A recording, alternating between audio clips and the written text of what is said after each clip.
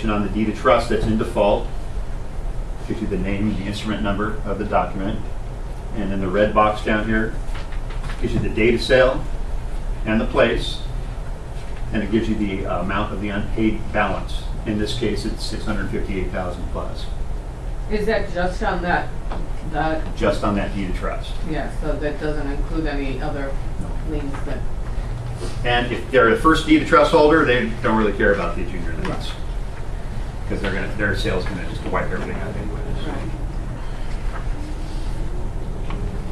There again, at the last page, there is the contact information.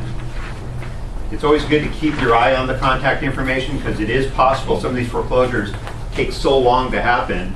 The trustee, which conducts the sale, could have been substituted in between.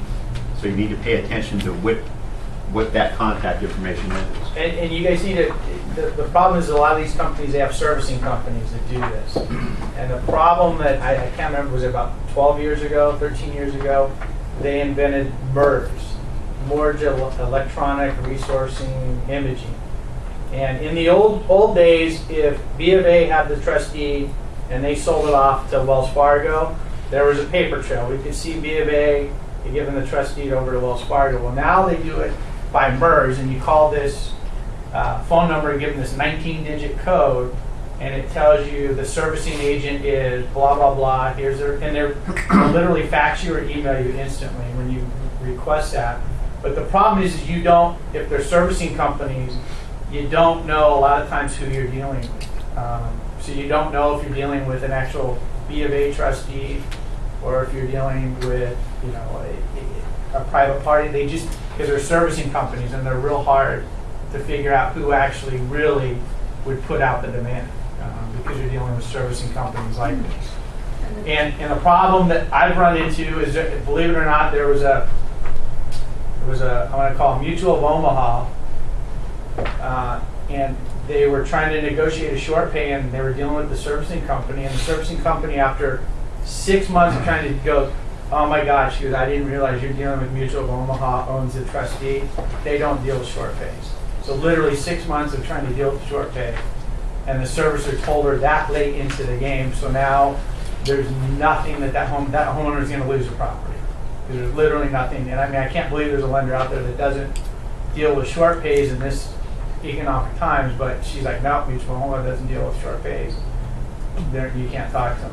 You know, they're going to want to be paid in full. So you need to ask those questions up front to these servicing companies. Well, did somebody just not ask, or were they not giving the information? They were going along supplying, because the servicing company was giving them, here, this is what we want. It's just their kind of standard MO. Here's my list of requirements that we're going to request from you, and they're providing the financials, the bank statements, you know, all of that stuff. And at the last second, the lady goes, oh my God, I'm so sorry. She goes, we didn't realize that Mutual Omaha owns this trustee. The moral of the story, ask who's the note Make holder. sure that you're dealing with a trustee holder that will negotiate. Because they hire these servicing companies, and there's a handful of them that do the bulk of the business. And we go to you to get the MERS, MERS? It's on the trustee. Well, I'll show you what we can show you. I have a sample on an actual full prelim or profile that I'll show you where the MERS number is. He can probably even show you on there. Yeah, I don't think these are. I'll show you. It's on the trustee, and I give you a sample of one. So. And with that number, you can determine. All you're going to find out is who's servicing it. Right. Okay. And then you need to contact them if you're trying to negotiate a short pay, and ask them right up front. That'd be the first question I would ask the servicing company: does this trustee holder deal in short pay negotiations? I mean, sometimes you're going to get an obvious. You're going to get B of A because they service now with taking over. They service their own trustees, but you get other companies that are just smaller, and they go through servicing companies. Yeah, we actually use, at the title company when we're making payoffs, I use there's a website you can also enter that 19-digit number on, and it'll tell you who the current servicer is, and it'll tell you whether the loan's active. And I use it all the time before we make a payoff. If we can't match up the beneficiary with the Benny of record, we can confirm it with that. If we're trying to eliminate a deed of trust on a risk basis, and it has a MERS number on it, it'll also let you know if the loan's active or not. So it could add some credibility to other information to prove that a loan's paid off.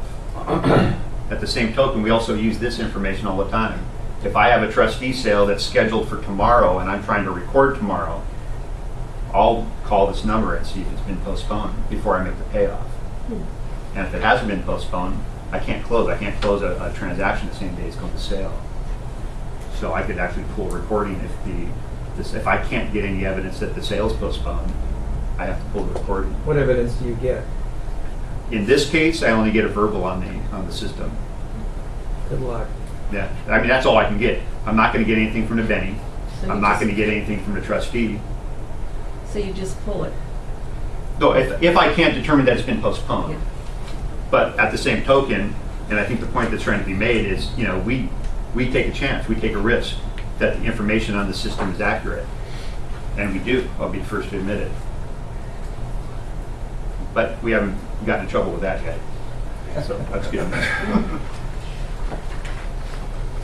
Here's a copy of the declaration page for the California Civil Code. And the first two boxes let the public know which mode of contact the lender made before they filed the notice of default and started the foreclosure. In this case, they actually tried to discuss the financial situation of the borrowers and it didn't work out. So that's how they fulfilled their due diligence. The bottom 5 boxes here are the way that the mortgage company can get out of having to wait that additional 90 days before they file that NOD. If it's not owner occupied, if it wasn't within the loan origination date, if they surrendered a property, if the borrower's contacted or contracted with a company that specializes in negotiating short pays, they don't have to wait that additional 90 days, or if they file for bankruptcy. Those are the outs that the lender has to have to extend that foreclosure process 90 days. Here's a notice of rescission. If the property goes into default and the homeowner makes the payments current within the parameter of time that they're allowed, notice of rescission will get rid of the default.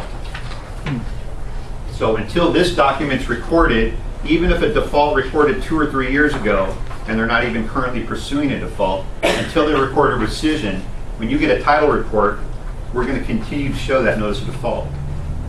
We can't remove that default until they actually record this rescission document. And this document will reference the recording date and instrument number of the deed of trust that's no longer in default. And if I can jump in real quick, because I haven't had it in a while, but I had a situation where I had a builder put an offer on a property. It was in default. It was ready to go to sale. He could not get his loan in place in time. So what he did is he bought the note current. So then, 2 weeks later, he gets his money lined up, and we get ready to close. Well, the demand comes in, and there's a $9,000 prepayment penalty. And he freaks out on me and is livid, going, I'm not paying this prepayment penalty. Well, the problem is when we got the first initial demand, it was in distress. So all they can ask for is what they're owed with no other additional fees. Once he brought it current, they can now come in and say, we have a prepayment situation, you owe us additional money. He had to pay it. He had to pay the extra 10 grand. He wasn't happy about it. But my point being is when you're in these things, you need to look, and again, there's on this example we'll show you, there's riders that would check off if there's a prepayment situation. You need to know these, because if you bring something current, that prepayment jumps back into play. And so it cost my builder an extra 10 grand on closing the deal, but there's, he'd already paid $35,000 to bring it current. He wasn't, he was stuck. He was going to have to close the deal and pay 10 grand more than what he wanted to. Hey, was that on any of the paperwork? No, because the demand that we initially got when it's in distress is just, here's what we're owed. They can't legally ask for the prepayment penalty because You would have it's seen it on distressed the property. note. You would have seen it on You the could note. order- You would have seen it on the trust deed. You would see there's a You would have rider had that would have been it. checked off that said prepayment penalty. And you could have contacted the lender, but since they were dealing with the distress, it didn't even cross anybody's mind. You could order a payoff demand. Well, the demand when it's in distress doesn't show a prepayment penalty. Okay.